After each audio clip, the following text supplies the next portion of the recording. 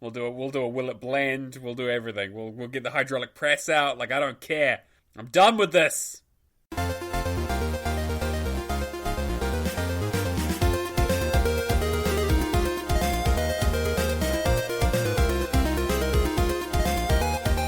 Hi everyone, this is Pirate Captain Alex. Welcome to the Real Gamerscore podcast. This week I am joined by first mate Matt. Ahoy. Here at the Real Gamerscore podcast, we like to discuss all things Xbox, achievements, and when you've been a bad boy and Tony Hawk's 5 punishes you. This week we talk about phoning it in, taking our sweet time with Christmas, and that's what I call the Far Cry Games Volume 7. But first, here's the song of the week. Last night a little package showed up at my front door. My Amazon package, Star Wars Jedi Fallen Order. It said, come on and play me, I'm a game that you'll love.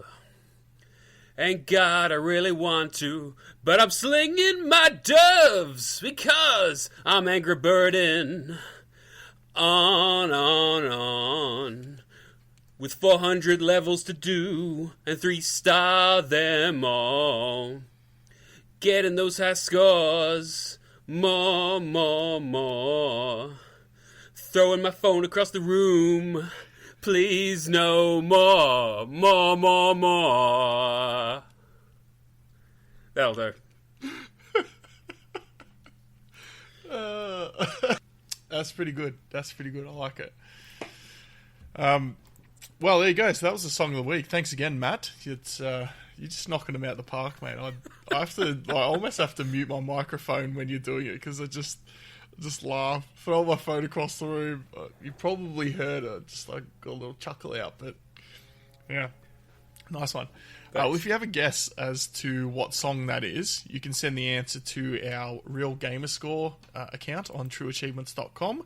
That's Real Gamerscore, all one word, with a 5 instead of the S in score. So send a private message to that account and we'll get you entered in for, I think it's a $10 game code or something that we're doing at the moment. Yeah, I believe we're doing the gift code. Chin's usually taking care of that, so we'll check in with them where that's at. Yes. And then, so just in case, last week's was... Oh, yes, last week's song. Was an incredible rendition of Sir Mix-a-Lot's classic. Again, another one that got almost mute my microphone. So good. It was so good. Yeah, Baby quality. Got Back. Make sure you get your answers in. We're going to be, starting this month, we're going to be moving the competition to monthly rather than every 2 weeks to give people some more time to get their answers in. Because we've noticed people have been trying to catch up a little bit. So I think what we'll do is we'll hold on to some of the answers till towards the end of the month to give people a bit more time to get answers in. Yeah. All right. If you want to join our Discord, we have got a Discord for the show. You can find a permanent invite link at discord.io/realgamerscore. You can find me in there. You can find Matt in there. You can find everyone who's hanging out in there. Obviously, goes without saying, anyone who's in the Discord this week will know Chin is having some eye surgery, so he's not with us today. Sounds like things are kind of going well, better than they were, I guess. But he's had a little slit put in his eye to let the pressure out. I don't know. It's like science medical stuff, but apparently they did some like amazing surgery on his eye, and he can kind of see but not see, and he's going to be down there the rest of the week, it sounds like. So hopefully he'll be back next week, but we'll see how it goes. Yeah. So we wish him all the best. We've all said that in the Discord anyway, but good luck with it, mate. We're all hoping it turns out well. We also have a Patreon. You can join our Patreon at patreon.com/realgamescore. You can check out the tiers we have over there. We've also got a random to-do list giveaway and a contest. So the random to-do list is a list of 25 locked achievements. It can pull from what is in your game collection pool on trueachievements.com. The giveaway is that you earn one achievement from your random to-do list, and you answer a trivia question related to this week's giveaway. This month's giveaway. The giveaway running out of time. Like, this is the 3rd of December, so by next show we'll probably draw this. So it's a bit too late to get an achievement in your November random to-do list. But if you've done that, you need to answer the question, what is another game with the word awakening in the title? This month we are giving away Alwa's Awakening. We'll draw that next show, and next show we should have a different game that we're giving away for the December random to-do list competition. You should send your answer to random to-do list on True Achievements. That is also all one word. All right, that's the giveaways and the housekeeping all taken care of. Goes a lot faster without Chin trolling throughout the whole intro. Talk about highballs and his... Yeah. Yeah. Yeah, okay. If you said, what's a highball, I don't know that I'd come up with drink as an answer, but okay. All right. Great segue onto what's happening in the news this week. So, True Achievements running the competition. Speaking of things getting derailed. Yes. Don't worry, we'll do our own derailing, and it will still be solid, but it's just not quite as extensive as Kirby's. But the 12 Days of Christmas 2019, so that's just dropped. It's been, less than 24 hours, and they've already changed the first challenge? Yeah, I think dropped is the optimal word. Smashed on the ground also might have also be apt. I mean, look, I have some sympathy for them because it's impossible to please everyone, but man, they have made an absolute dog's breakfast out of this first challenge. Day one is always a troll, though. We were talking just before the show. I think in past years, day one has been complete a game, and I think early on as well, there was a achievement that doesn't end in a 5 or a 0, and oh god, community furor. But Matt, you were talking to me about this one before the show. So do you want to tell everyone what's got everyone so hopped up? Yeah. So just in case anyone's not aware, 12 Days of Christmas is a challenge that TA runs over December, most Decembers, where each day they reveal a different challenge, counting up or down the days, I guess, towards Christmas. First 12 days of December, and each one has a different challenge. So it'll be do one type of achievement on the first day, 2 on the second day, 3 on the third day, etc., etc., etc., as they all add up. And you have to do the previous one to do the next one. And you have till the end of December to do it. So they usually start with a relatively tough one on the first. This one that they started with was earn a time-consuming achievement, which is a flag on TA that essentially is attached to any achievement that is over 20 hours of work to get. Oh, is it 20? I thought it was 10. It was originally 10 back in the day, Okay. but it got up to 20 a couple of years ago. Not necessarily a difficult achievement, but definitely a, time-consuming achievement, I guess is the whole point. Mm. So obviously some people had some problems with this because, first of all, the number of people who have those time-consuming achievements available to them is relatively low, partly because they don't always get tagged. It's not always one of those flags like, single player or multiplayer or story related or not story related. They get tagged as time consuming as such. Yeah, and also some people are just thinking, like for myself, having those time consuming achievements is quite difficult to find because I tend to complete a lot of my games. So completionists, as always, are on a bit of a tough area. So there was a lot of complaints about it. There wasn't a lot of uptake on the challenge. So TA in their infinite wisdom decided that they were going to put in an optional way to do it of getting a single collectible achievement, which is much, much easier. There's so many games with collectibles in it. You can hardly shake a stick at it. Just about anything you play will have a collectible achievement in it these days. Mm. They anticipated that some people who'd already tried to earn the achievement or had earned the time-consuming achievement would be a little annoyed by this. So they said, if you get the time-consuming achievement, we'll give you an extra community badge level. So instead of the one for the challenge in general, you get an extra one for doing the harder challenge. However, the problem is with the way it's set up, if you earn a collectible achievement, it locks you out of getting the time-consuming achievement. So if you were really going for that second badge, and you happen to you're playing a game that's 20, 30 hours long trying to get this achievement, and you accidentally get a collectible achievement on the way, that's you completely screwed. So you basically just have to sit there and complain about it on the forums, which many people have been doing. No. Yeah, the thread's been quite active. I would say it's definitely on the hot thread list. It's kind of funny. I haven't looked at it, but my guess would be about 10 to 20% of the responses would be, oh, just do Minecraft. Just do a Minecraft. You know, the 33 days or whatever it is. 33 hours for 30 days or something. I can't even remember what it is. Just do that. And the other 90% would be, man, this is some straight up BS. I just had a quick sort in my locked achievements by the coffee cup. I'll tell you some of these ones. So I've got the 4 Battlefield Hardline 10,000 kill achievements. Everyone's favourite. I've got some Red Faction in there. Oh, yeah. You know, the multiplayer achievements. There's a lot of Gears of War in there. Classy, Chest Candy, Seriously 4.0, 3.0, 1.0. Yeah, Gears showed up a lot on my list as well. And then the last notable one is Max Payne, the Max Payne ones. There's a lot in Max Payne. So, obviously ones that I'm not going to get before the end of December. It's I can see why people are annoyed.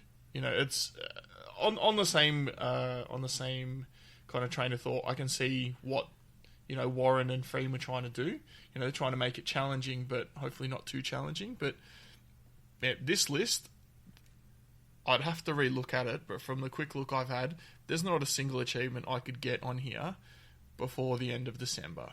Realistically, and that's a full-time job and everything like that. Exactly. That was a lot of the arguments in the forum, and something that I kind of echo. I was lucky enough to have a Diablo 3 achievement for getting 100 loot goblins. I happened to be sitting at like 93. I just happened. Filthy preloader. It was a complete accident, but oh no, I did it by mistake. But there was a guide on TA that basically 100% spawns them every time, so you can get it a lot quicker. So I just happened to smash that one out and get it. But I was really racking my brain trying to figure out something that would work, because I had Max Payne, I had a lot of the Gears of War Japan stuff that I need people's help with. There's a lot of difficult ones in there. Have you got all those horde maps to level 50 yet? God, no, are you kidding me? My group basically disintegrated, so I have about 10 of them done or something. Yeah, what is it, 24? Yeah, something like that. So it's going to be... And yeah, they take about 3 to 4 hours each. Yeah, I know. I've done it on Gears of War, not Japan. Yeah, so we'll see if I ever get around to fixing that. And then there's also, obviously, the regular multiplayer stuff I need to get a group together for. But at least you had fun playing it, though, right? Oh, yeah, absolutely. Yeah, that's... I need to write a song about that. Oh, yeah, fair enough. That's a good idea. And then... But yeah, so there's a lot of Gears of War stuff in there, and then some old favourites. Graw, the original Graw, the leaderboard achievements. Oh boy! Yeah, I was like, oh yeah, definitely should go for one of those. Yeah, you could probably do that if you did it. 24 hours a day before the end of December. No, you still could. No, you need 16 Xboxes and seriously, literally 16 Xboxes apparently. Oh man. Yeah. But yeah, it was. I can see why people are annoyed, because that is a really tough challenge. I was just very, very lucky. Yeah. Well, at least they've tried to do something for it. So I hope that from day 2 onwards, things kind of smooth out. Because I know last year people were salty about day 1, but by the time all the challenges were out, everyone had kind of chilled out a bit, and it wasn't so bad anymore. Yeah. I think it will be suffice to say that Chin will not be doing Chin Doctor difficulty this year. I don't think Chin has 12 coffee cup achievements that he could get before the end of December. Oh, yeah, that would be... I'd love to see that. But anyway, we've got a link in our show notes. You can go and... or you can just go to the front page of True Achievements. You'll find a link to it there. Yeah, it's really cool. Have you finished them all? I think this is the 3rd one. Yeah, I think I've done just about every challenge. I think I missed one. I missed one TA challenge early on, but otherwise, yeah, I've done every single one. I didn't know if the first one was included on those challenges. I don't think so. Other type of badge. Yeah, because there's 2 similar badges. But I did last year's one, and I did not do 2017. So I think I got to about day 8, and I couldn't do whatever the 8 was. So I was like, all right, I'll pack it in. Anyway, that's the 12 Days of Christmas, so check it out. If you're in the Discord, let us know how you're going, because we're interested. Also, something that we talked about earlier in the year, the Stanley Parable. So I've been looking forward to this coming to Xbox, but it's been delayed. It's been delayed until next year. So they actually got the guy who narrates, the narrator in Stanley Parable, to do the announcement video. Oh, really? That's great. Yeah, it's pretty funny. So, yeah, it's been delayed till 2020. They've got a splash. Click on the article and have a look at the second picture. They've just got they've got a picture of a guy holding a scroll. Delay to 2020 to sometime, probably before summer. It's like that humor, you know. Yeah, that makes me want to play. It's a real shame because I've been wanting to play Stanley Parable for ages. Yeah, you ever play it on Steam? I played a little bit of it, but I'm not a big PC gamer. Yeah, me neither. There's been a couple of times, and the Stanley Parable was one of them, where I thought, well, maybe I will trek over to the PC. But so far, the only time I've done that, it was for Fallout 3 PC. It was a short trek. Well, it took me longer to set the damn thing up than it did to actually type in all the commands. Yep. It took me like 3 hours to get the damn game running with the Windows Live. It was running Windows Live and Steam, and I'm like, I don't even know why. I think it was a Steam version of the game. Yeah, with games for Windows Live as the back end. Yeah, it was. Had to get that connection for the achievements. Anyway, let's not go on about that. Sad times though. It's been delayed, so hopefully not too far. Wait, summer? That's winter for us, right?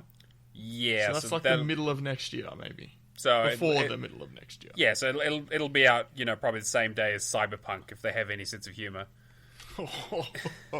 Well, to be fair, if they do that, I'll play Stanley Parable instead of Cyberpunk, because I don't know. I hope Cyberpunk is good, because I have faith in CD Projekt Red, but I also think when games build up too much hype, they start setting themselves targets that they can't possibly achieve. But I think it'll be great. But yeah, if anyone can pull it off, I have a lot of faith in CD Projekt Red. All right, and we've got another article here, something that just caught my eye just before. I don't know who is excited for this, but I would be excited for this if it's done right. But apparently, there's multiple reports of a new Tony Hawk's skating game. So file this one in your rumour category. Wow, Tony Hawk Shred. Did you know there was a Tony Hawk Shred? Just seeing a link on the side. Was that the phone? Oh, maybe that's the name. Was that the phone game? No, Xbox 360. Really? Oh. Yeah. It's got a genre snowboarding on it. Okay, I don't know. Someone's cooked that. Oh, that's a very weird Tony Hawk game. Anyway, just sidetracked my own self right there. So, this Games Radar has had some reports. There's a tweet from Sabby, which is a journalist for the Spiel Times and Nintendo Soup. What? Okay. Apparently, an Activision contact told him that prototype remakes for Tony Hawk Pro Skater and Pro Skater 2. That one I've seen a lot of rumours for this week, actually. It makes perfect sense for them to do a whole remake of Tony Hawk's Pro Skater 1 and 2, which were ridiculously popular. I mean, obviously, they probably need to put a lot of work into it to make it playable for today's audience, but I'm sure it would sell like gangbusters. I guess the other question is... I would buy it. Yeah, exactly, right? 100%. Yeah. I guess the other talk was that maybe they might be talking about 2 games. So apparently the talk is maybe they're doing those remakes of the first and second game, maybe in a collection, and then they might be working on a Pro Skater 6 or like an actual proper Tony Hawk project. I think some popular skater, I'm sorry, I can't remember the name off the top of my head, was saying that it was happening and that they were going to be in it, apparently. So I heard that same rumour as well. It's not mentioned in this article, from what I can see. Actually, sorry, it is Lizzie Armato. Claimed that Tony Hawk was involved in a new skateboarding game project. Look, I just hope that if they do decide that they're going to make a new skateboarding game, they actually put the time in, because, as everyone knows, Tony Hawk's 5 came out half-baked. Oh, I mean... let me say 10% baked. Sorry. Yeah. I was trying to be kind, all right? 10% baked. It Look, was let me put it not this way. If it finished. was cookie dough, you could still get sick off of eating it. Like it was it was almost as raw as it could be. Like that was a very, very rough game. It was still frozen. Yep. I keep waiting for it to go on sale for $5 just so I can punish myself because I'm done. I mean, Activision doesn't put stuff on sale though, so. Yeah. Well. Anyway, it's interesting if it does happen. Or would you buy remakes of Pro Skater 1 and 2? Oh, maybe. I mean, I have the HD one that they came out with a few years ago on the 360, which is That was just the first one, wasn't it? I think it's the first three, but it was like it was kind of like them all meshed together, like it was a best of sort of collection. But that was just like an HD up-res with a couple of minor tweaks to it, not a full remake or anything like that. If they did a full remake, maybe. I mean, I'd obviously have to look at the achievements and how, what kind of game it looks like. But I mean, I enjoyed Pro Skater when I was younger. It was one of the best games I played on my PlayStation. In the same way that I enjoyed Crash Bandicoot and I enjoyed Spyro. So who knows? I mean, I'd definitely look at it. Can't you just have some nostalgic memories, being like, cut my life into pieces, this is my last resort, while you're ripping across there? Yeah, absolutely. And then you're playing as Spider-Man, and it has that special when you do the special, it goes done, and yep. you're ripping that cross there out. Yeah, man, I'd buy it. Unless they want to get $20 per game or something ridiculous like that, then I'll get it on sale. But if it came out, I think $10 per game, I'd buy it at full price. Anyway, take that one with a grain of salt because you just you don't know. Could be good, could be not good. All right, well that's the end of our news. Jeez, things do go fast without Chin, don't they? I mean, also it's the end of the year and there's nothing coming out. Well, yeah, it's pretty quiet. Rumours of Tony Hawk's. Yeah, we're doing a little bit of a barrel scrape there, aren't we? All right, well. We got the Great True Achievement Scoring Challenge still going on here. So normally Chin populates this, but I reckon we got pretty close to getting everything reasonably accurate. What do you reckon? Yeah, sure. Let's go with that. Yeah, all right, cool. So the solo cutoff this week was 1,568. A mere 5 points above that was Big L. He was a solo low this week, so it's cutting very close to the line. Not as close as my 1 point earlier in the year. So, take that as a challenge, Big L, if you like. Professor But Pluto, if you go out... GTAS Limbo champion. Yeah, he's been mentioned a few times on the low, hasn't he? Yeah. Well, speaking of getting mentioned a few times, Secular Forever was this week's high, 20th spot, 3,817. We had a few people get knocked out, so everyone will know R56 Cooper S11 from our Discord. There's a couple of my friends on there, Rampant Meerkat and Ace Dog. They got knocked out this week, so bad luck.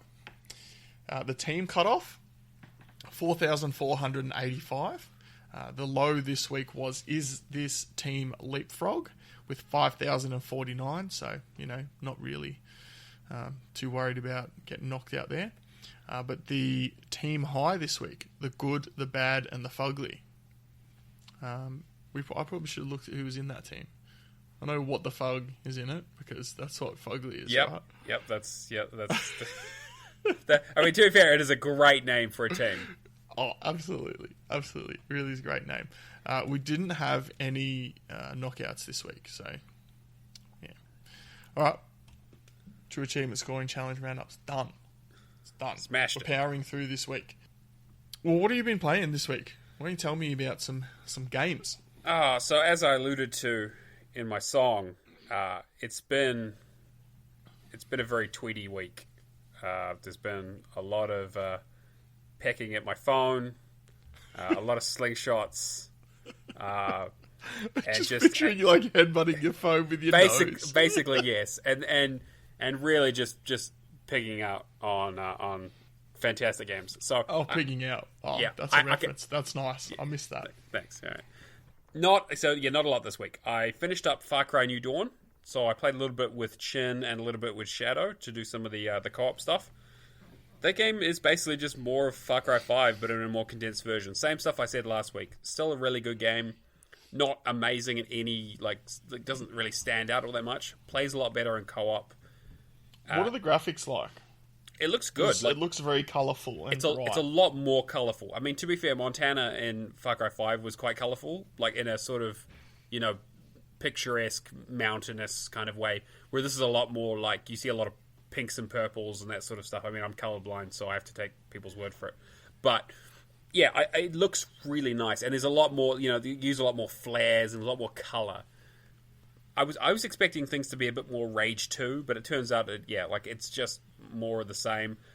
I did get some cool abilities towards the end of the game though that sort of changed things up a bit, and there's still those weird dream sequences. It's a little bit grindy. You have to do you basically have these expeditions that you fly out in a helicopter, got to go grab a backpack and then sprint back, but the backpack has a GPS locator on it, so all the enemies come rushing at you, and you got to hold out of course I do. They got to hold out for a minute and a half, 2 minutes to get out. So there's 7 of those, but you have to do each of them 3 times, and it just kind of feels like it's more difficult each time you do it. But it really feels like a lot of it was just kind of padded out. However, how long did it take you? Have you finished the whole thing? Yep, completely finished it. I would say maybe 25 hours, maybe a little bit less. It's obviously a little bit hard to tell, but I smashed it out over about a week. That seems like a bit less than the average Far Cry game. Yeah, it's basically it's like half a Far Cry game, basically. They reuse the same environment from Far Cry 5, but they basically just cut it in half. So they remove most of the top area and basically all of the area on the right. So it's basically just the bottom left and some of the middle. It's good. I think actually that the game works better in that because you don't have so much of the go to find 100 icons on the map to get your collectibles and stuff. It's there's 9 photos to pick up or take. There's 9 photos to take, 10 of those treasure hunt little puzzle things, and 10 iPods to collect, and that's basically it. The rest of it is people losing their iPods a lot before the apocalypse. Yep. Yeah, it was just they're all old school iPods too, so I don't know how they're still running. But they're all playing modern music, surprisingly, or modern for 2019. Also, it's really weird to me how it's it's been 17 years since the apocalypse, and everyone's like, oh, the nukes. Well, we should probably go outside now. And you're like, what? Doesn't radiation have a half-life of 150 years or something? Yeah, something like that. So I to be fair, pretty much everywhere around where you are is basically blasted into a radioactive wasteland. So maybe there's some divine intervention going on there. I want to ask you about Far Cry. So, sure. Obviously, famously, I've not really enjoyed Far Cry in the past. How many of them have you played? And can you put them in worst to best order? Sure. Okay. So I've played. If we go in chronological order, I didn't play the first one, but I played the remake of the first one that they came out with, Far Cry Classic. I played Far Cry 2. I played 3, and I played the remaster of 3. I played Blood Dragon. I did 4 on the 360 and 4 on the Xbox One. I did Primal, and I did 5, and now I've done this one. I still have a little bit. You played almost all of them. Pretty much all of them. I just haven't played the original Instincts Predator one, and I still have to finish up the 5th one. I still have a few achievements left, but otherwise, I've basically blitzed through them all. I still think 3 is my favorite. By far, 3 is definitely the best one. I would say Blood Dragon is probably second favorite. Then maybe New Dawn. Then maybe 5, 4, 2, and 1. So generally speaking, as they've gone on in time, you've enjoyed them more. Generally speaking, yes. That's I'm imagining I'm just playing that one game and I haven't played the rest of them, right? Because the thing is that the games are very, very repetitive. You're doing the same sort of thing. I mean, it's an Ubisoft collectathon game. Yeah. Yeah, I'm sorry, Primal should be towards the bottom because it sucks. Yeah, I didn't even notice you didn't put it in. Yeah, no, that's... I just assumed it was down in the bottom somewhere. yeah, Primal's bad. I think that Far Cry's at its best when it's in a small contained area like Blood Dragon, like New Dawn, or like some of the expansion, the DLC for 5, like the Vietnam one they did, and the Mars one especially is really, really good. Because it's a smaller area, there's not huge amounts to do, there's some funny story stuff, but you just, you get maybe 15, 20 hours out of it instead of 30, 40 of just collecting stuff and doing everything. and I feel like you get more out of the experience without it wearing on too much. And like I'd enjoy playing one of these every couple of years or so. Like it doesn't need to be a yearly franchise. Yeah. But sometimes it's fun to just be in a first-person thing where you go around with a bow and arrow and a knife and hunt down dudes and use stealth tactics and get a sniper rifle and just, throw bait to attract wild animals. Like you know 100% what you're getting. It's very much the Ubisoft Assassin's Creed sort of thing. I think I pretty much agree with you. I think that they are not bad games, despite me having, smoked them in the past. They are not bad games. They're good without being great. They are just too long. Yeah, they're a solid 7 out of 10, 7.5. It kind of it brings me back to, I don't know that I've seen it so much recently, but in years gone by, they talk about a game the size of the game, and they're like, oh, this is 2.5 times the size of the previous game. And you're like, yeah, but last game was already too big, man. It's like, I was already, whenever I opened up the map, I already had 1,000 icons on there that I just... Yeah. Yeah. It's, bigger... bigger does not necessarily mean better. Mm. Yeah. It's all about how you use the content that you've got. I didn't just set that up for that joke, but it probably sounds like I did. But, yeah, I think you can have too much. And that's why I look at a game like Fallout or like Skyrim or Oblivion and go, I know I would enjoy this game, but it is too much. Yeah, and I think that part of that is that we're not at a stage right now where you can have good curated content for a world that big, realistically, not have the game take 10 years to come out.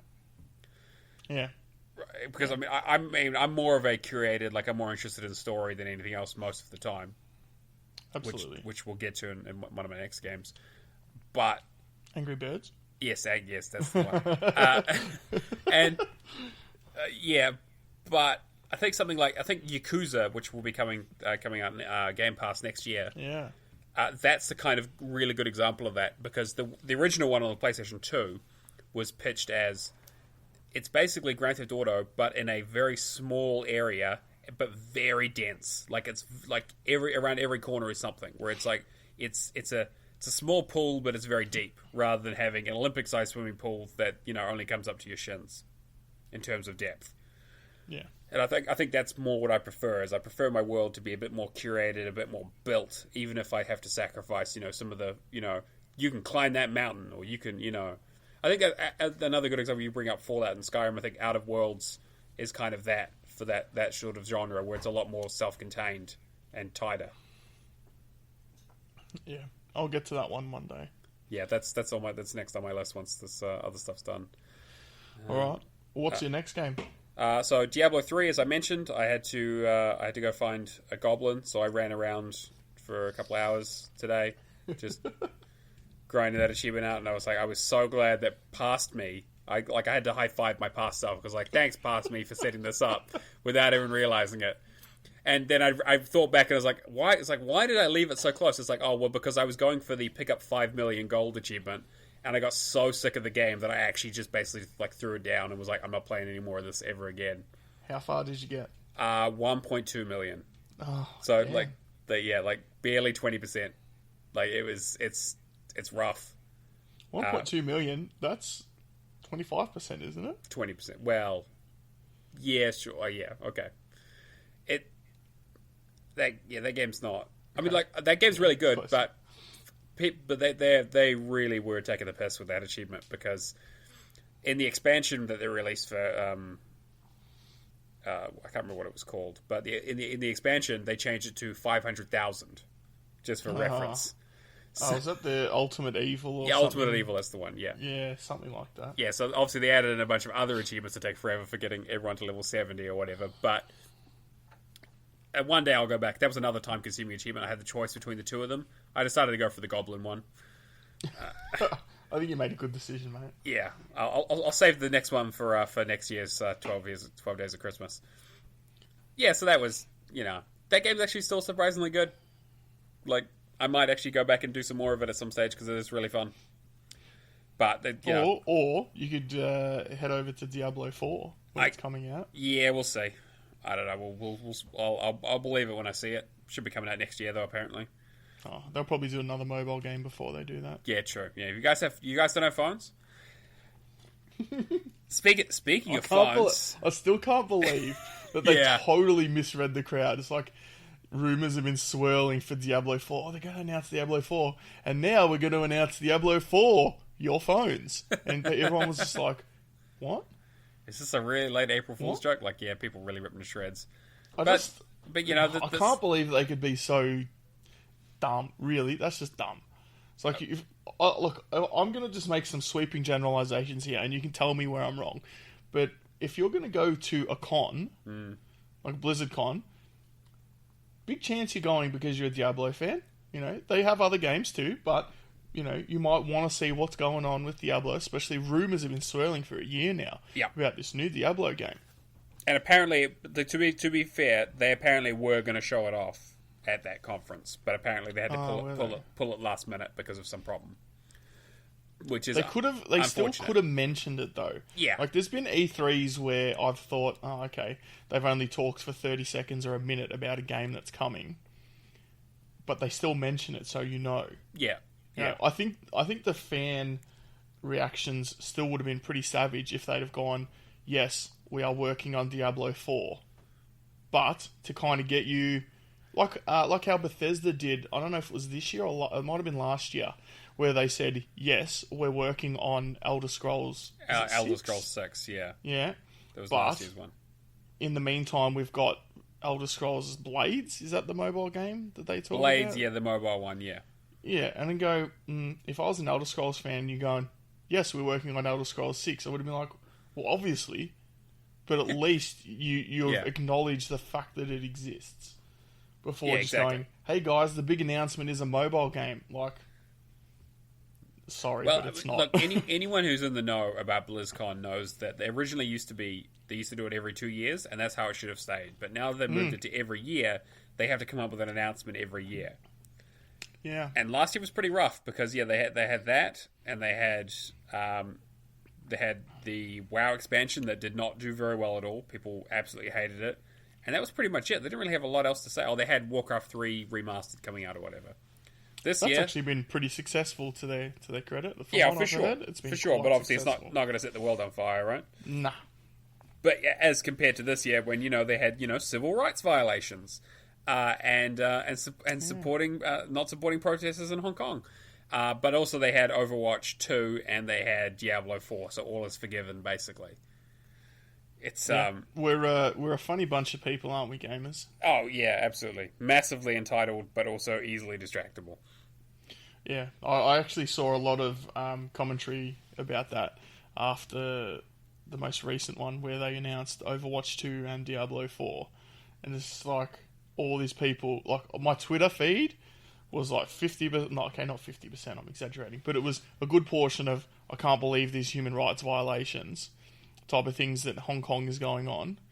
And after that was announced, it was like, oh, Bethesda's the king again, and like there was that great Reddit post that was going around with someone being like, hey, I deleted my account in protest because of the Hong Kong stuff, but the new Blizzard stuff looks really good, so like, is there a way for me to like get that back, because I really want to play it? It kind of, we've touched on it before, mate. We should probably have like a proper conversation about it. But it's like, it raises the question to kind of gamers as a whole. It's like, do you actually care where your games come from? No, I mean, look, I'm not going to get into the conversation of ethical consumption in today's society, because that's just a rabbit hole of basically everything that you do and say and consume basically is at the expense of someone somewhere, right? Like realistic, we play these games on technology that comes out of factories out of China where they mistreat workers and they pay them next to nothing and they work in ridiculously bad conditions. It's an absolute rabbit hole, because you keep chewing away at it, and eventually you just end up in a shack with a candle. And you don't play any games at all. Yeah, exactly. Yeah, it's a hard one to tackle for sure. But I don't think Blizzard's approach is the correct one. I guess, well, before I let you go on to your last game, have you ever put off buying a game because of something you heard about the company? Like, for example, when I say that, I mean like hearing about Randy Pitchford in the lead up to Borderlands 3. You could probably do 3 or 4 issues that maybe go, yeah, I'm not supporting that. Yeah. Have you ever put, like, that you can recall, put a game off for that? I've definitely had the discussion about it. Like, with this stuff coming up, actually, this brought up a discussion that I had with my girlfriend Alison about. Do you remember the game Shadow Complex? I've heard the name, yeah. So Shadow Complex was a 2D Metroidvania game released, built on the Unreal 3 engine. Epic published it. It was a big thing. It was one of the early Xbox Live Arcade games. It was one of their big success stories.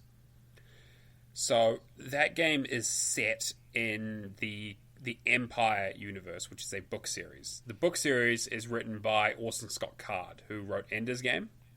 Okay, I've heard of that. The thing is that Orson Scott Card is a massive anti-gay supporter, big member of the Mormon Church, and he puts a lot of money into fighting gay rights. Okay. Because the universe that this game is set in is part of his universe that he has the rights to, he would get a kickback from that game. Yes. So not a large one, but there was a big ethical discussion around, well, this game's really good, and the people who made it deserve money, but how do you react when someone's politics and the people who create the games don't agree with your personal politics? Which is always going to be an issue, because part of it is that it's never going to work, because you don't know everyone who works on games, right? You know, you might know, you know, like if Hideo Kojima came out as a massive racist, like, that's one thing. But realistically, if you play video games, chances are there are people who worked on and made that game and are making money off of that game whose beliefs and political leanings don't align with yours. Yeah. Now, one of the I'll just cut in on you. Yeah. One of the examples is Notch, the original creator of Minecraft. Yeah. You know, Tarragon mentioned this, I reckon it was about 2 or 3 weeks ago on the Discord. It came up. We were having a conversation about it. I can't actually remember what it was that Notch did. I think it was against women. Yeah. Wasn't it? Yeah, something like that. Basically massively sexist and, you know, borderline racist. Yeah. But it's, you know, it's possibly one of the most successful games in the world. Yeah. You know, I don't expect that kids are going to play that and be like, oh, you know, I can't support a game that I would really love to play because a guy made it who's not even associated with the company anymore. I mean, it's a tricky one. It's like, where do you, if you do know these things, where do you draw the line? Yeah, it's an ongoing issue, and one that only gets more complex the more you know about it, unfortunately. Because you run into, and this has been a problem forever. You know, as far back as like movies. I mean, look like Roman Polanski and that sort of thing, where, you know, he makes incredible movies, but he's also, you know, a convicted pedophile. He did The Pianist, which is one of the ones that he did, but okay, like some really incredible movies like Rosemary's Baby and that sort of stuff. Chinatown as well. But he's like, he basically ran off to France with his 14-year-old. Oh, jeez. Yeah, it's a thing, and he was surprised that he got arrested when he came back. But yeah, that's just on that topic. I can think of something that I didn't know at the time, but if I did know, have you heard of the movie called A Dog's Purpose? Yes, I've heard of it. I haven't watched it. Okay, so a lot of people are going to be like, "Man, Alex, you're on a tangent." I'm like, "Well, I've got to get my chin doctor somewhere, don't I?" So this movie called A Dog's Purpose, it's got Dennis Quaid in it, so he's pretty how you going. But there's a dog. At the start of the movie is this relationship between Dennis Quaid as a kid and his dog. You know, typical growing up story. You know, kid loves dog, dog loves kid. Dog dies, and when this particular dog dies, it gets reincarnated as another dog somewhere else in the world. You go, okay, no worries. I'm going to just smack the movie for a little bit because the first 40 minutes is constantly dogs bloody dying. And 4 years ago when I didn't have a dog, no problem. I could watch that. No dramas.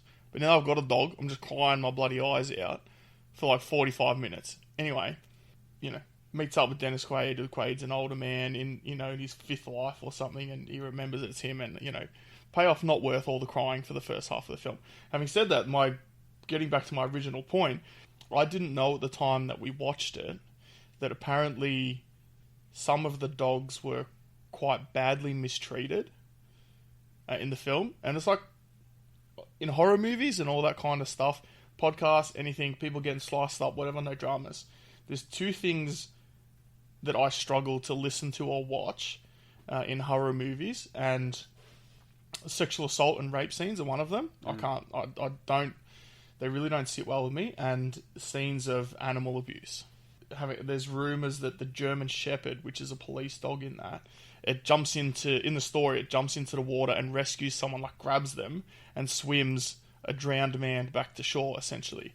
But there's rumours that that was filmed inside a pool, and they just kept throwing the dog back in to do the shot without letting it come out for air. And if I had known that before I watched the film, I would have elected not to commit my money to that.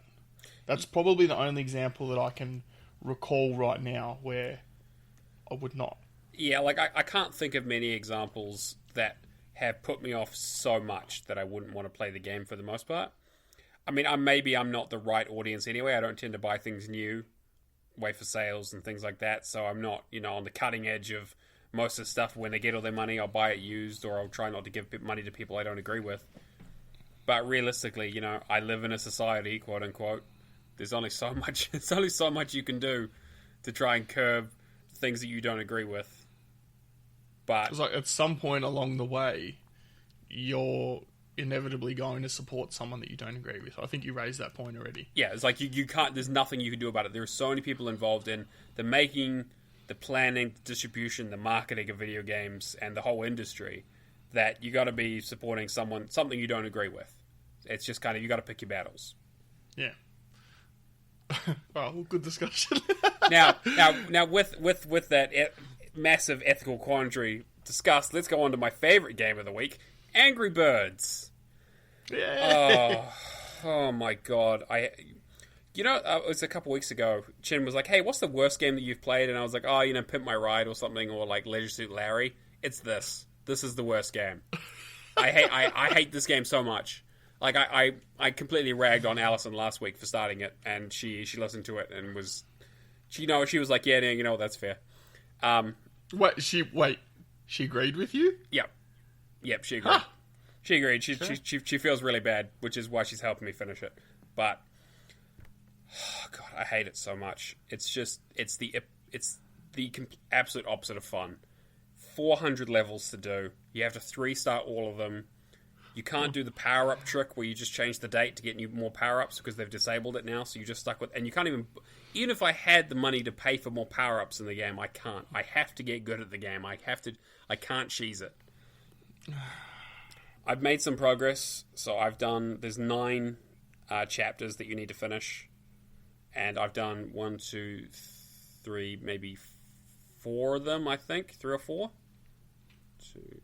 3. So 4. I finished the 4th one this afternoon, and I'm close to finishing a 5th. I'm really, really struggling, but I need to get it done before that 15th when they potentially may turn off everything. I mean, it's good to do, but it is a bit worrying. But it's that, so I've got that game. I need to finish up that last achievement in Extraction. I'm trying to finagle my way into doing that. I've got to do Mirror's Edge, get the last speedrun achievements, and then get this one achievement in Bullet Asylum. And then I'm done with the Windows Phone. I'm not starting any more games. I'm totally done with it. Because I'm going to snap the thing in half. I don't care. Because this has been plaguing me. This has been plaguing me since like 2012. I just need to get it done. So, I'm not suggesting you do this, but it sounds like when I was in year 12 and I did maths methods, and the day I finished my exam, this is going to make me sound real dumb, but I actually did pretty well in school. I went into my year 12 maths exam, I wrote my name on there, waited the minimum time, and just walked out. I could do the maths. Yeah. But the teacher, I just hated it. I hated her so much. And we battled. And I'm like, I'm reading the questions in this maths book and going, when the friggin' hell am I ever going to do this? Alright, so It was maths method, so it's like not specialist maths, which is the hardest one. And it's not general maths or foundation maths or whatever it was, which is the easiest one. So I was in the middle. You know, we're talking about probability and bell curves, all that kind of stuff. One of the questions on the exam, I'll never forget this as long as I live, but it said there's a spider that decides to ride the Ferris wheel. The Ferris wheel is this measurement. And from that, you know, you work out your 2 pi r or whatever it is for the circumference. And it goes, it's turning at this speed. How long does it take to get to the top? And then it jumps off the top and it's falling at a speed of 2 meters per second. How long does it take to get to the bottom? And just like, if this is your way of trying to illustrate to me an actual real life occurrence of how I'm going to apply this maths, I cannot begin to tell you how you have missed your mark. Like, why are we... Anyway, so my point was, when I finished, there was 2 exams for that maths, by the way, but when I finished it, I came home, I put my maths book in the bin, filled it up with petrol, and lit the book on fire. I burned a hole in the bin, but it didn't matter because I burned my maths book. But anyway. Yeah, I'm a badass. You can tell me about it. So Yeah. I'm just saying, maybe if you decide to do that with your Windows phones, take the batteries out first. Oh, yeah, absolutely, yeah. Or like do a sledgehammer or something. Something. When I'm done with Windows Phone games, I just need to be done forever. Put your safety glasses on. Yep. You know what? We'll do a MythBusters. we'll do a Will It Blend. We'll do everything. We'll get the hydraulic press out. Like, I don't care. I'm done with this. From least destructive to most destructive, so you can have the maximum amount of time. Absolutely. Oh. So yeah, it's awful. It's awful. I hate it. But I'm hoping that by next week I'll be done with it because I'm seriously running out of time. And you just want to set it on fire. Yep. Yeah, good call. And then my big thing that I've been playing this week has been Star Wars. I know I was just talking about how I don't buy new games, but I'm a massive Star Wars fan, and I finally found a copy where I walked into the store. They had one sitting there. Someone had returned it or traded it in or whatever. And I picked it straight up, and I was like, I want this. And they're like, sure, here you go. After 2 weeks of waiting.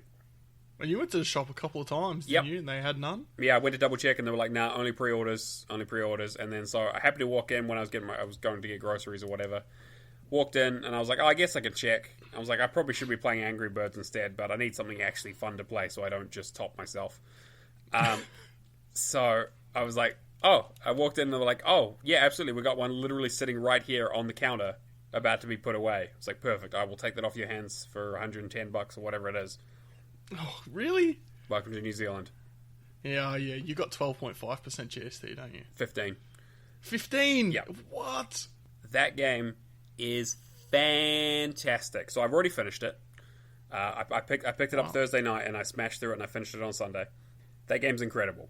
It, like, what everyone's been saying is correct. It is 100% a best-of collection of a bunch of other games. It's a Metroidvania, unlocking new abilities to go to new areas. It's Uncharted and Tomb Raider in the sort of puzzly aspect and the climbing around things.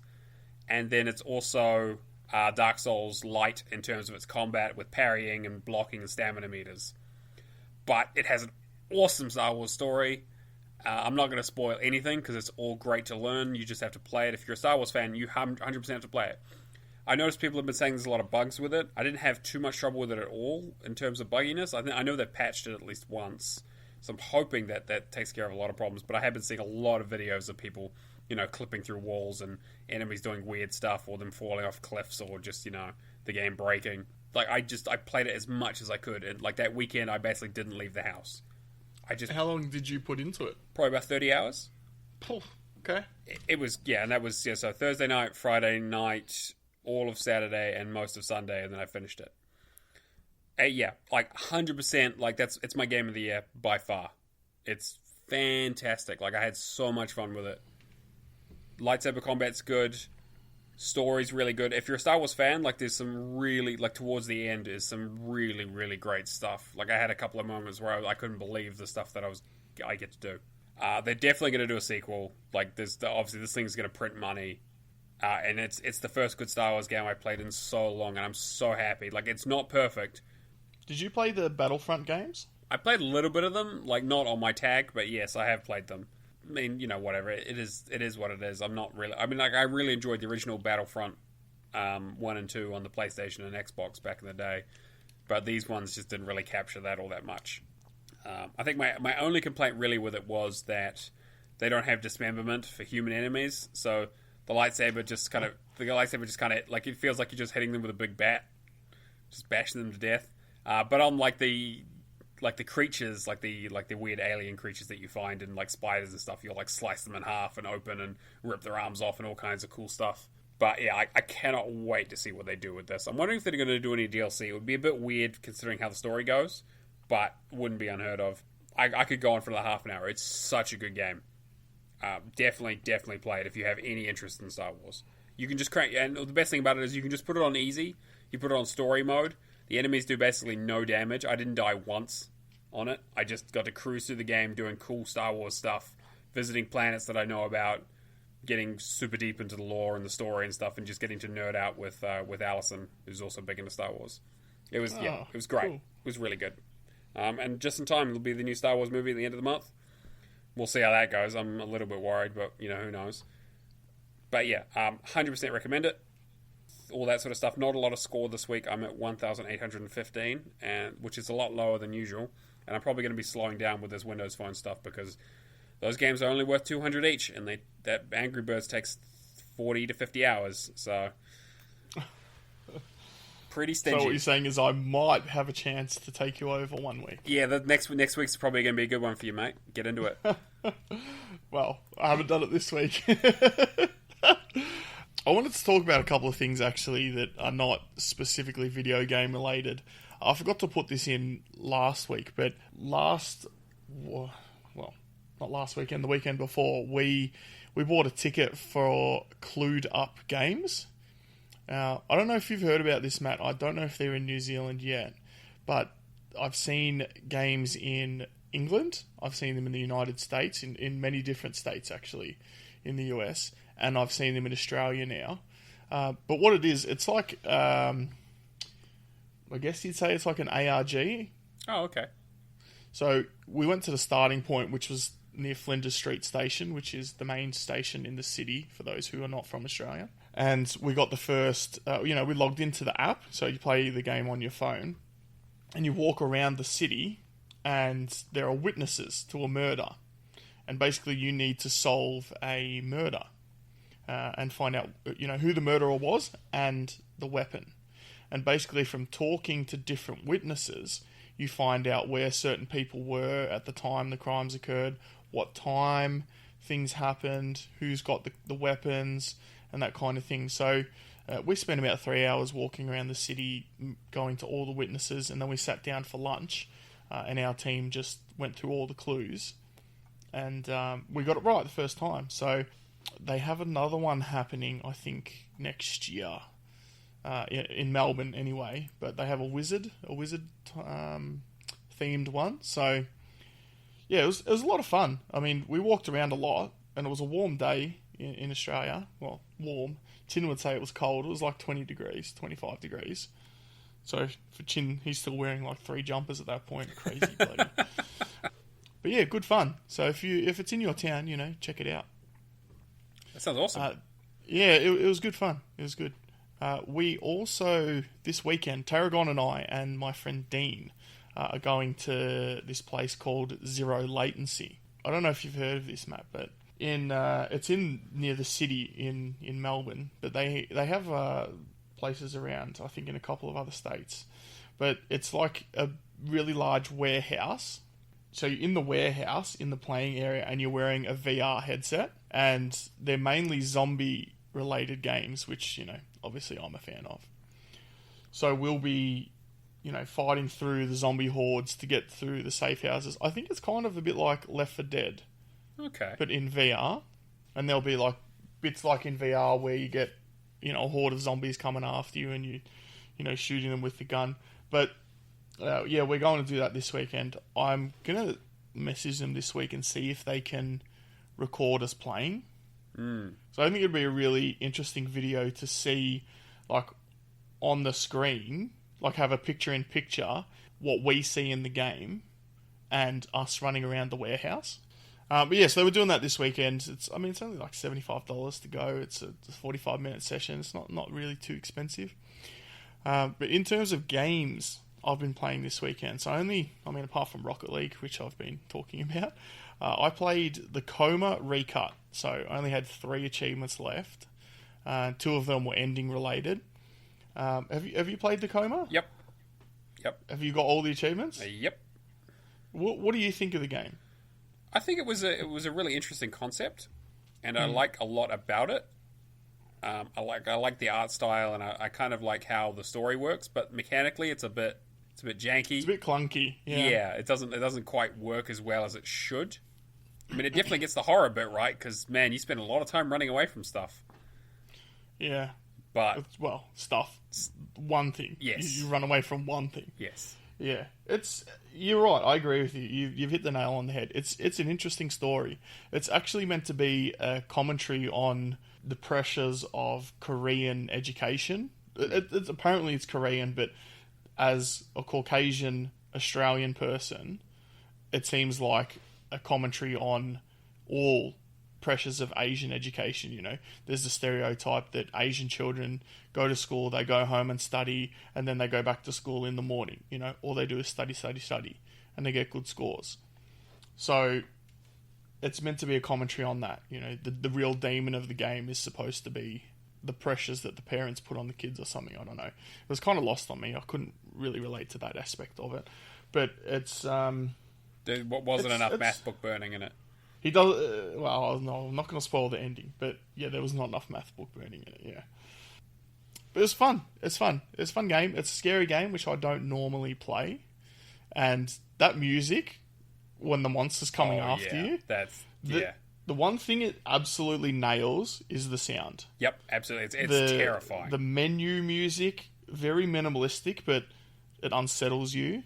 The silence in the game when you're kind of not being chased. It's not silence. It's just really quiet. It's very muted. Yeah, muted. There's some random noises, not jump scare noises, but just noises that make you unsettled. And then when you're being chased, oh boy, you know about it. And it is, yeah, it's terrifying. It's terrifying. But one thing I really did want that I couldn't find is the story is good. What I could understand of it. Because it's like, there's some other characters in the game and you're like, why is that kid chained to the desk? You know, like the coma's meant to be like a kind of nightmarish mirror world to the real world, I think. Yeah. I'm not sure. It's like, why is that kid chained to the desk? Who's that chick that's like the badass that comes in and saves you? Why does your bully in school have a mouth on his face and a mouth on his stomach? Yeah, like, I'm not... Yeah, I don't know. It's who's the shade? What's the shade? It's very abstract and an interesting, but not exactly explainable. It's like, why is your teacher that chases you? She got a knife in the first part of the game, and then all of a sudden later in the game she's got an axe. Story doesn't tell you why that happens. She just has one, and you're like, all right. She's meant to have been in the coma for a long time, and just conveniently when you rock up, she upgrades from a knife to an axe at some point. Anyway, I'm picking things about the game. I honestly enjoyed my time with it, and it's a fun game. It's not too scary. There was a lot of pausing in between sections just so she couldn't creep up on me. But yeah, good game.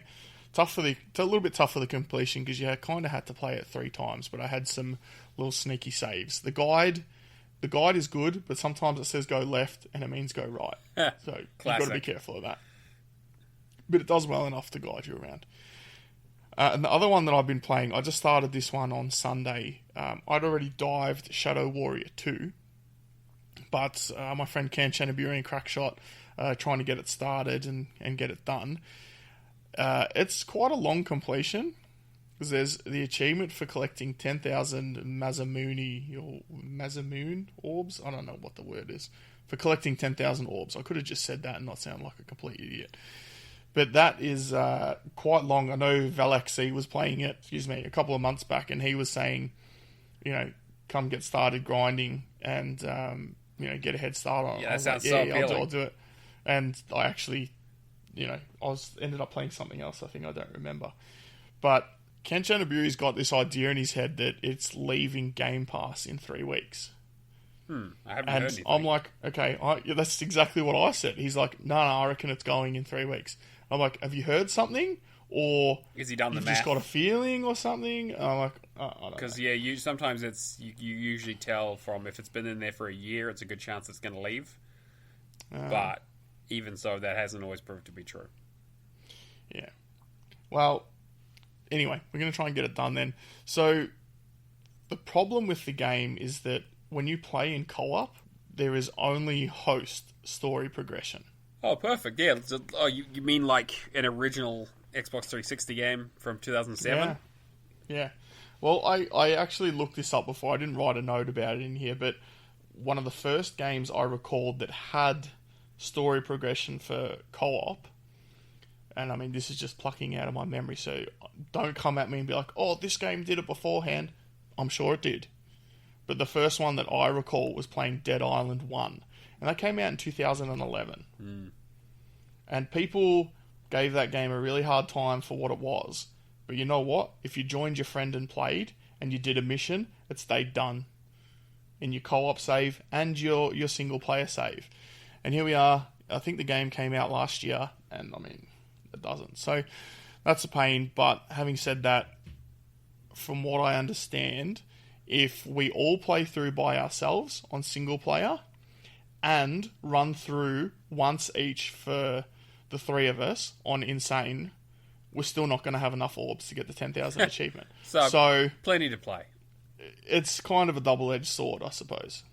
It's a very funny game, though. The Wang jokes are still there, and that, appeals to the 12-year-old boy in me. He's like, come get some Wang. He just says stuff like that. You're like, what am I, 12? And he's just like, yeah, I am, because I still laugh at these dumb jokes. 100%. It's like, it's crude, but it is still hilarious.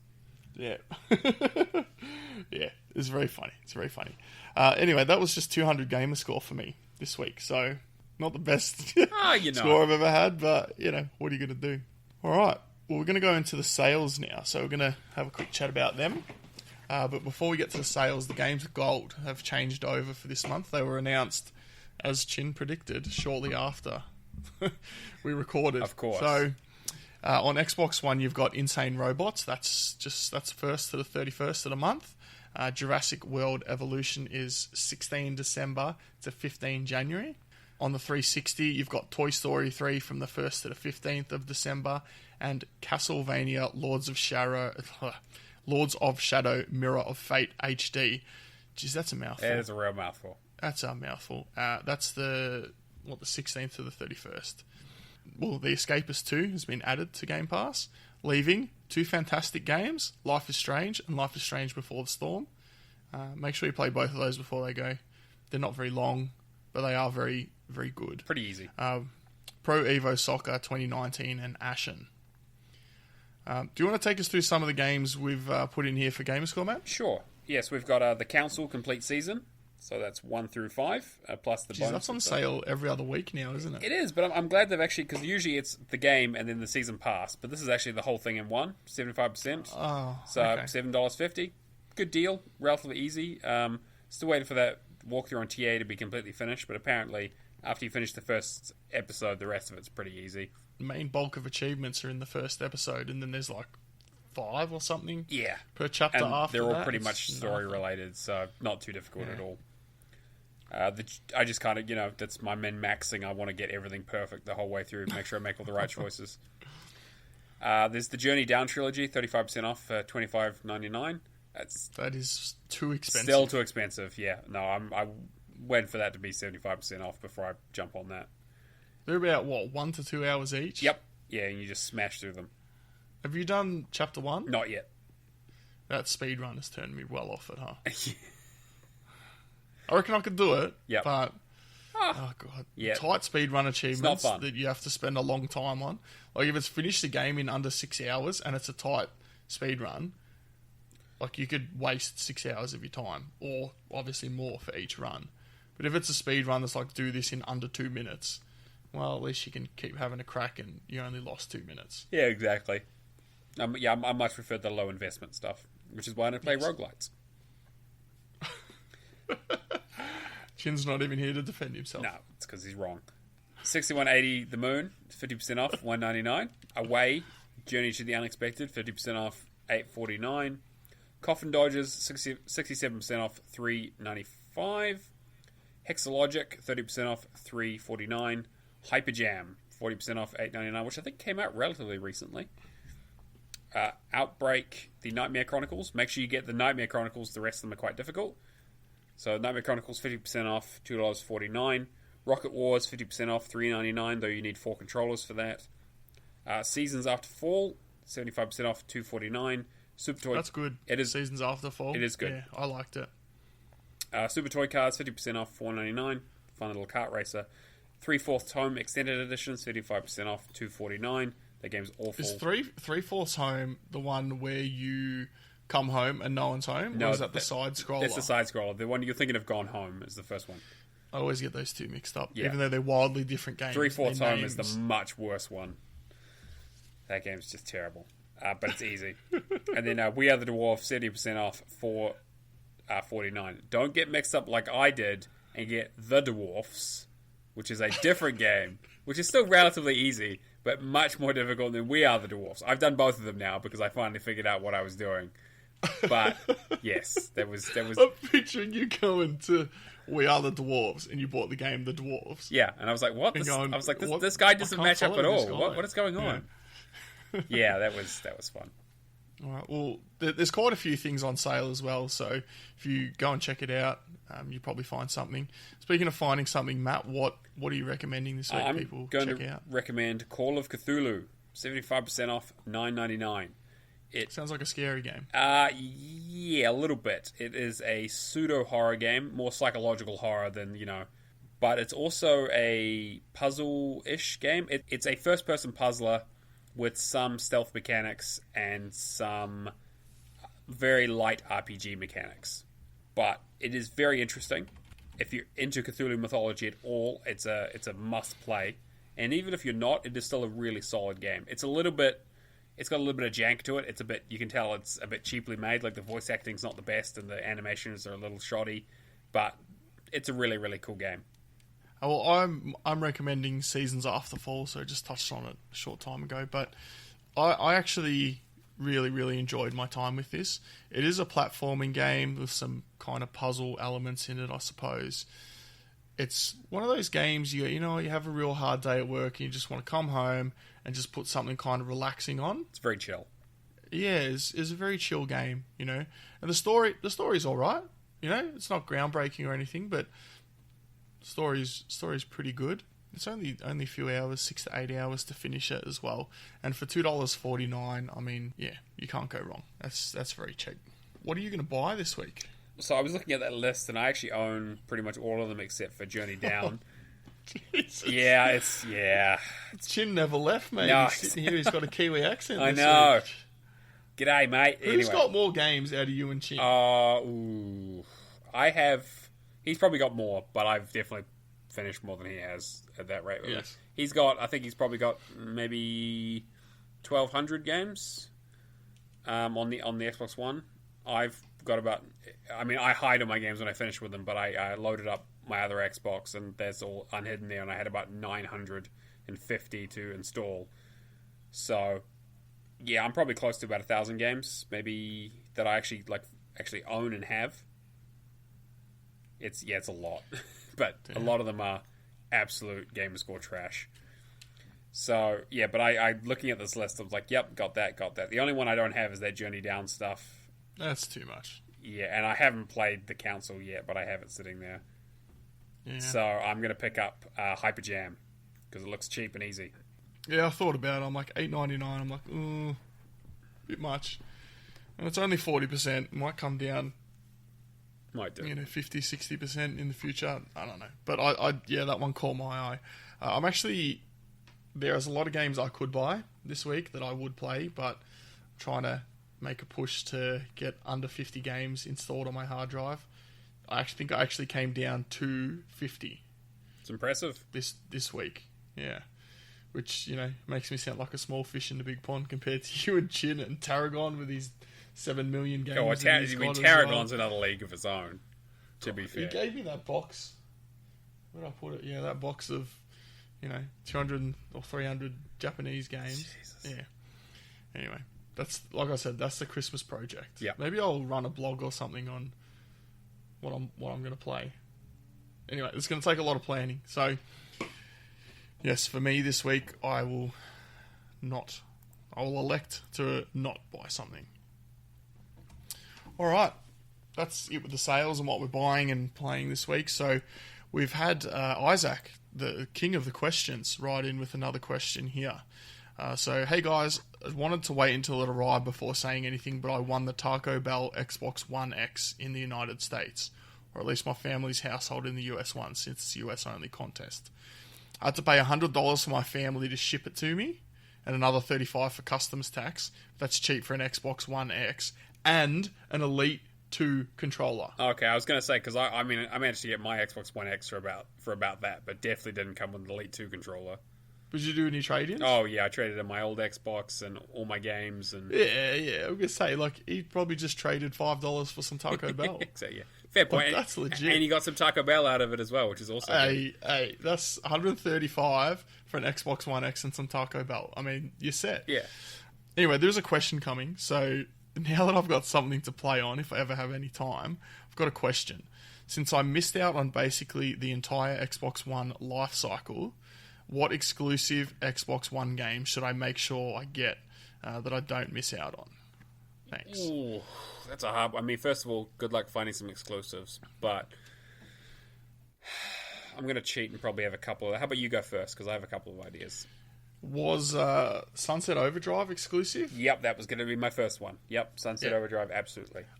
I loved that game. It's fantastic. I still haven't finished know what? but...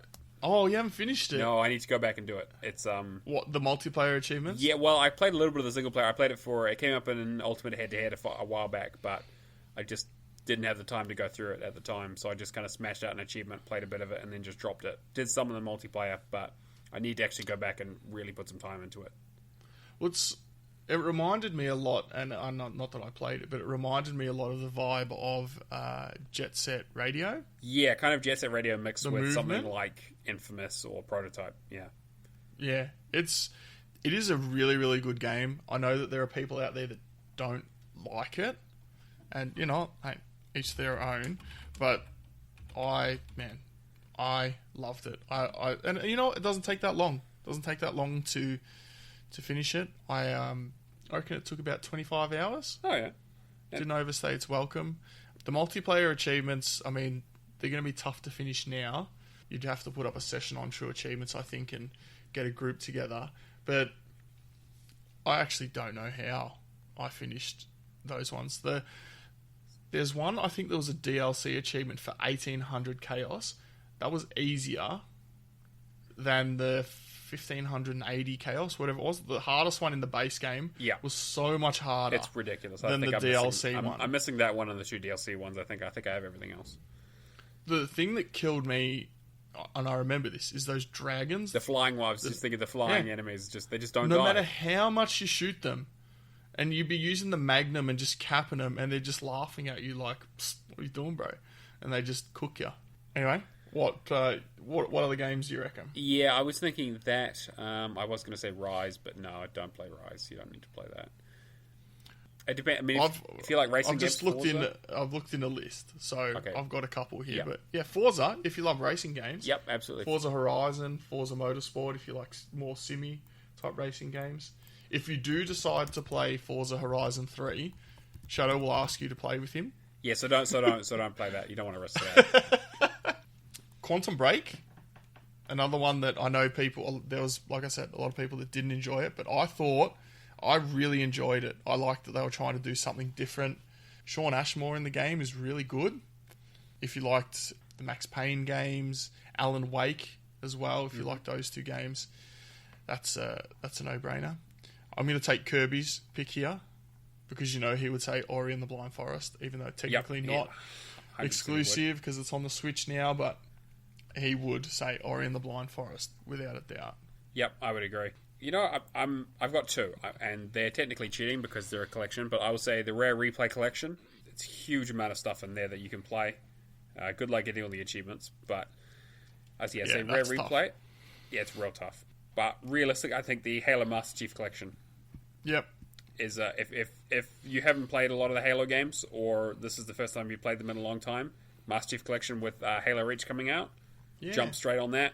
That'll keep you busy for the next year. Yep. I was going to say as well, you could probably get, if you don't have Game Pass, which, I mean, you can pay, what, $1 for 3 months at the moment? Something like that, if you don't have it. Hit me up and I'll give you some Game Pass there, Isaac. Yeah. You got any of that Game Pass? But even if you just buy the game, it's like 10. You can get it for $10 on disc now.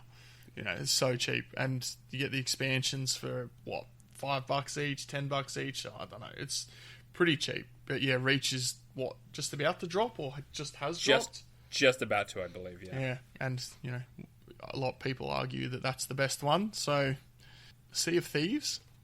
I mean, it's on PC, but don't play Sea of Thieves. No, absolutely not. No, putting the kibosh on that. You don't like it? No one needs to play that. You need friends to play that, which means other people have to be dragged into playing it with you. Oh, yeah. I'm actually looking at this list, and they mentioned Gears of War. Don't do it for the achievements. Definitely not. And you know what? Gears of War 4, probably don't even do it for the story. Just don't do it. You play Gears 5 if you want, but yeah, no, mate, just don't worry. I've got no say on Gears 5. I haven't played it. I'm not going to play it, but Isaac, I'm sure that comes as no surprise to you. Given that you've listened to the show before, you know about Gears of War. Yeah, so we've basically ignored your question of which one game to play, but that's fine. We've just basically done a retrospective of the Xbox One's ridiculously bad exclusive list. But, you know, we got a couple of gems out of it at least. Yeah, and if you want to just smash your gamer score up real high, just go onto True Achievements and search for Radlaika. Actually, I don't know that you can search for that. I don't think you can search for developer. But find Radlaika Games, look at their list, and you can just spend a couple of hours and get, 40,000 gamer score or something like that. It's crazy. Oh boy, yeah, that 1.2 million that I've got, that really feels worthwhile now when everyone can just smash that out in 20 minutes. I was gonna say, day just break the 24-hour gamer score. Most gamers score in 24 hours. All Radlaika. All right, thanks again, Isaac, for writing in. We would head over to milestones, but yes, our milestone bot is broken. And we both had a quick scale of our feeds. We've got so many friends on there, they move quite quickly. And I can't scroll back through my front page. I don't know how. I've seen other people's profiles that have a little page button in the bottom right-hand corner. Mine doesn't. I'm not sure why, but it doesn't. So I can't scroll back past that. Someone hit 520,000 True Achievement score, but that's not a milestone. not 500 or 550. Look, clearly you guys have been slacking and we haven't got any milestones because you guys haven't done anything this week. So get on to it for next week. Yeah, we're not exactly sure when that's going to be fixed either, or if it's going to be fixed. So, yeah, we'll let you know what happens. But we did get a review this week. Did you see this? Oh, I did see this, yeah. Yes, so Argyle Tom. Hopefully that's how you say that. That's how I'm saying it. Looks like it. But Argyle Tom has left us a review on Apple Podcasts. It's, assuming it's he, named Tom in there, but he says, assume podcast. I'm kind of contradicting what he's written here, but anyway, listen to Tom. Mate. He knows. Isn't that one of the games that's on sale this week? Use your words. Use your words, yeah. Awesome podcast to listen to. It's a fun and light-hearted podcast about all things Xbox and achievements. They do a lot of giveaways, and my favourite is the Song of the Week. I enjoy listening every week. Do you know what, Tom? My favourite is also Song of the Week. I enjoy listening to it. It's very good. And me too. I love listening to it after I've been on the show, and I was like, wow, that was a great episode. Do you listen back to your voice and be like, what do I sound like that? Yeah. The first few episodes when I started this it was rough. Yeah. I've listened to a lot of ours. Alison says I sound way different on the podcast than I do in real life, so who knows? More dad jokes on the podcast?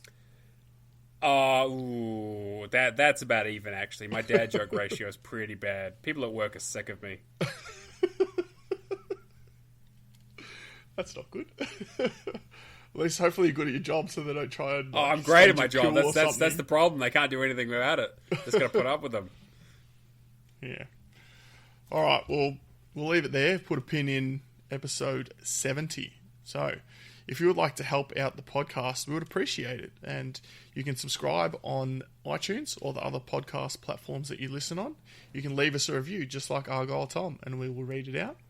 Tell your friends about us, retweet us on Twitter, subscribe to us on YouTube and on Patreon if you like. You can send us an email, hello@realgamerscore.com.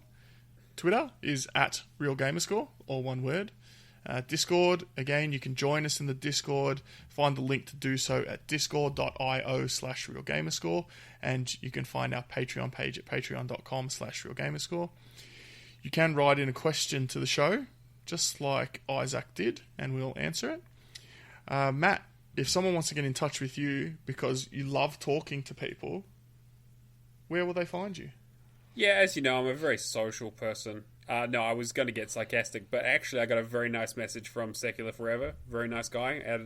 Decided to add me to his friends list. Got a very nice message from him. Always love hearing from the fans and people who want to talk about stuff. I have way more... the whole reason I'm on the show is just to talk about video game stuff, because I just love doing it so much.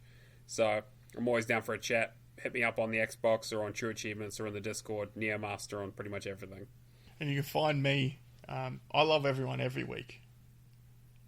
But that's not my gamer tag, but I just thought I'd put that in there.